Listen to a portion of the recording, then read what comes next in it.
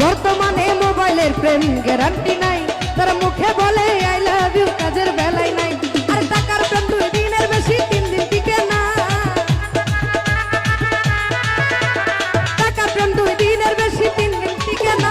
আরে ভালোবাসার ওই ভালোবাসার ঘর বাঁধতে সবাই জানে না, মনের সাথে মন মিলিলে কিছু লাগে না।